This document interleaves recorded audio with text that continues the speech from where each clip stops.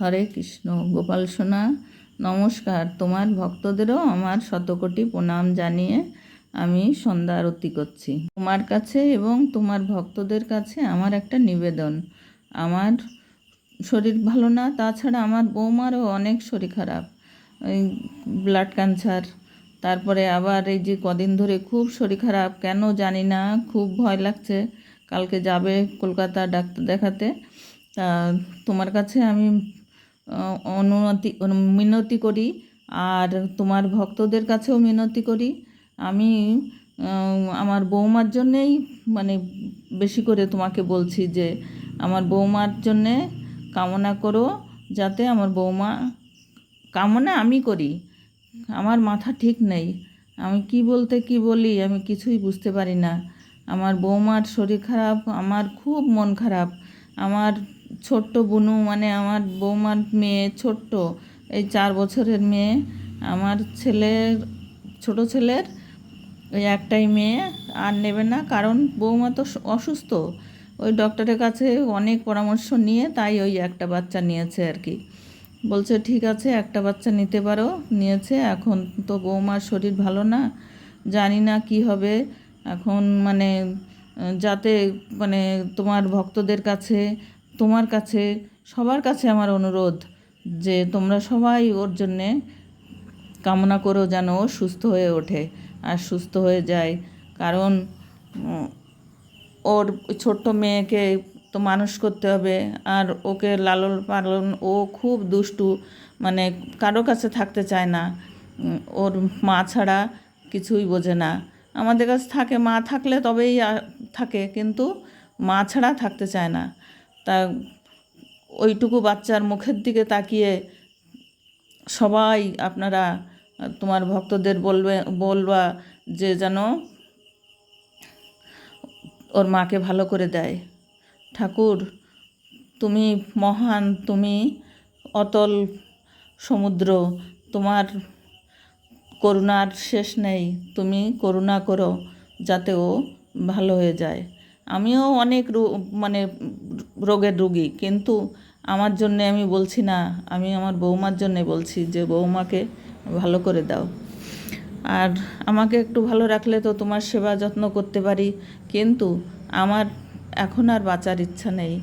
আমি এখন ওদের জন্যেই কামনা করি, ওদেরই সব কিছু, যে ওরা ভালো থাকুক, ওরা যাতে সুখে সংসার করতে পারে।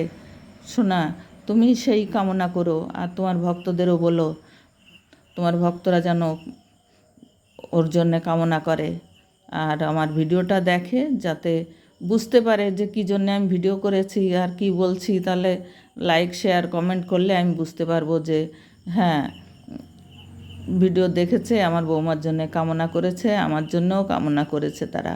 কারণ শুনলে তারা সত্যিই কামনা করবে।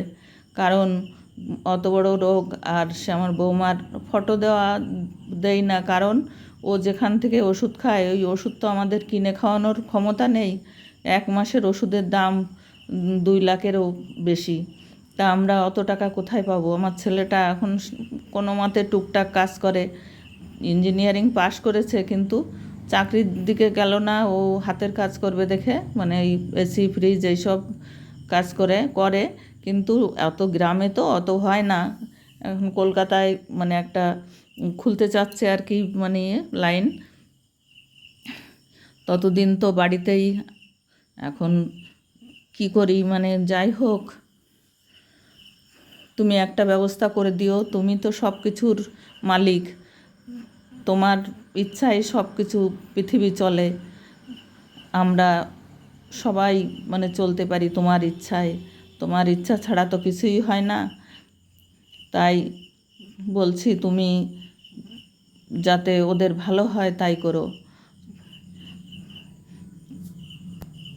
আমি কারোর হিংসা বিদ্বেষ কিছুই করি না। আমি সব সময় ঘরেই থাকি। অসুস্থ মানুষ কোথায় যাব? ঘরেই থাকি, ঘরে বসে তোমার সেবা, তোমার নাম করতে থাকি সব সময়। কেন আমার ঘরে আমার এরকম হলো? তাহলে কি তোমার নাম করলে তুমি এরকম করে ভোগাও যাতে আমি তোমার নাম বেশি বেশি করে করি? তাহলে ঠিক আছে, তুমি আমাকে ভোগাও, কিন্তু আমার বৌমাকে ভালো করে দাও। আমার বৌমাকে ভালো করে দাও, আমার ছেলের সংসার যেন নষ্ট না হয়।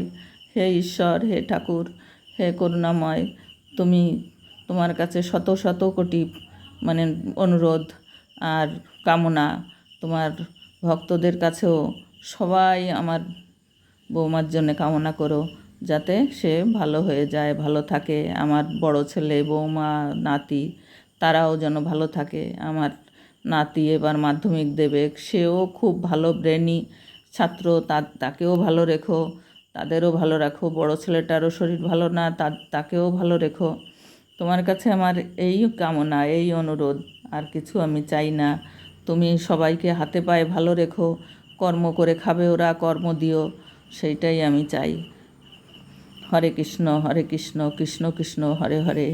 হে প্রভু, হে দয়াময়, হে গোপু, হে গোপাল, হে দীনদয়াল, তুমি সবার উপরে, সবার, হে ঈশ্বর, তুমি সবার ভালো করো, সবার মঙ্গল করো। আমি সবার জন্যে কামনা করি তোমার কাছে, অনুনয় বিনয় সব কিছু করি। তুমি সবাইকে ভালো রেখো। নমস্কার, নমস্কার, তোমার ভক্তদেরও নমস্কার।